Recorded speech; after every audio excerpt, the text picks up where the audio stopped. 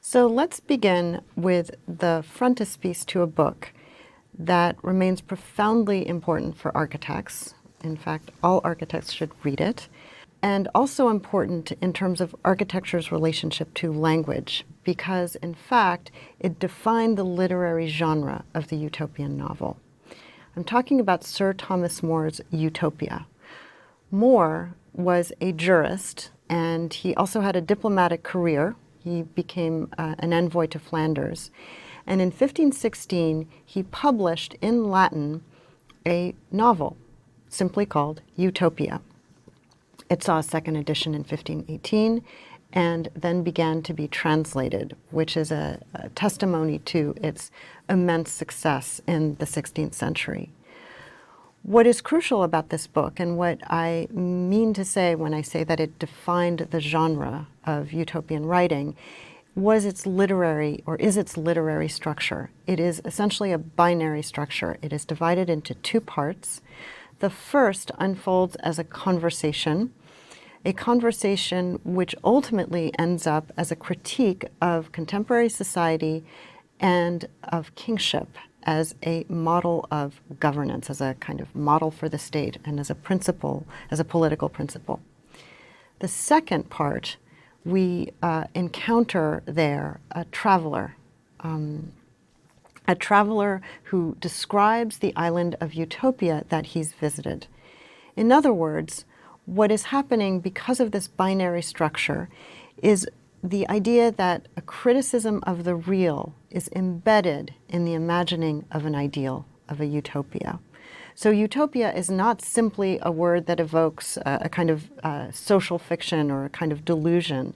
Instead, key to the idea of utopia, whether it's in a novel or whether it appears in architecture, as with Ledoux, is that it always stems from a critique of current social conditions. Embedded in the principle of utopia is a critical intentionality. We also want to add to this the fact that the word utopia etymologically has two meanings. It stems from the Greek, and it can mean no place or happy place, which is a kind of fascinating collision, a collision underscoring that utopia is necessarily unrealizable, but that it establishes conditions of possibility, whether they are architectural or whether they are in terms of social, legal, or political policy. To look back at the woodcuts that functioned as a frontispiece for the novel, we can see that it actually responded to the literary trope that More was unfurling in the novel. If you look at the title, you'll see that essentially it is called the figure of the island of Utopia, meaning that utopia here finds its figure in the island. What does this mean? It means that it is somewhere else. It is only accessible by ship. It is only part of, or the outcome of, a voyage of discovery. If you also look more closely, though, you'll see that the island slowly morphs into the figure of a skull. In other words, it is a memento mori. It is the image of death in Arcadia, if you will, a way to say that utopia has never happened and can never happen, but we can dream of the possibilities it offers. Now, in addition to this literary tradition, or this relationship, as it were, to language, we also have a very specific lineage that is more relevant, directly relevant to architecture, in other words, a visual tradition.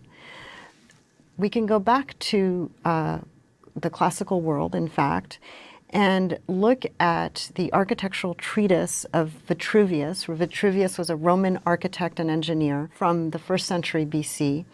And in his treatise, which is actually still today really the most complete classical treatise we have on architecture, we will find a section devoted to the ideal city, or to city planning, as it were. What's important for us is that this treatise was, as it were, rediscovered during the Renaissance. The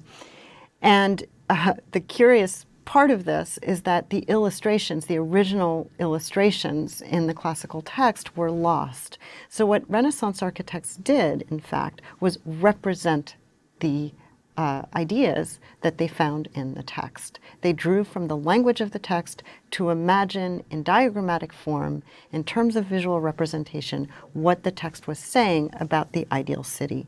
So if we look at a 1511 edition with illustrations added in by the Renaissance author, we see here a Renaissance version of Vitruvian ideas.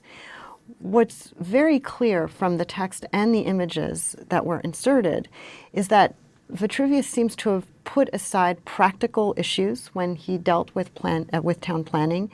Instead, the diagram shows us an ideal form enclosed by a protective wall, like a kind of military fort. Think forward to Ledoux's ramparts, with reinforced towers for strategic purposes.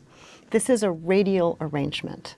It's a radial arrangement that will affect the image of the city throughout the Renaissance and be carried over into the Enlightenment. It's also a very specific kind of radial arrangement. It is essentially octagonal. It's based on the 8 directions of the prevailing winds, which are avoided, Vitruvius tells us, for hygienic purposes by 8 streets that bisect them.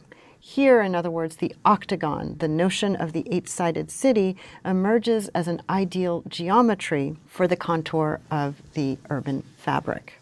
Which brings us really to this example, which is the very first ideal city conceived in the Renaissance. It's called Sforzinda, the town of Sforzinda. What we have here is a plan that's not based on any actual surroundings, any real surroundings, but rather made to obey those principles of harmony, of regularity, and of enclosure whose seeds were found in Vitruvius's text. In other words, you could argue that this is not exactly a utopia, but rather a formal pattern. We can see Vitruvian principles being extended and imagined in the Italian Renaissance, with the military fortress of the ancients still the dominant metaphor for urban planning.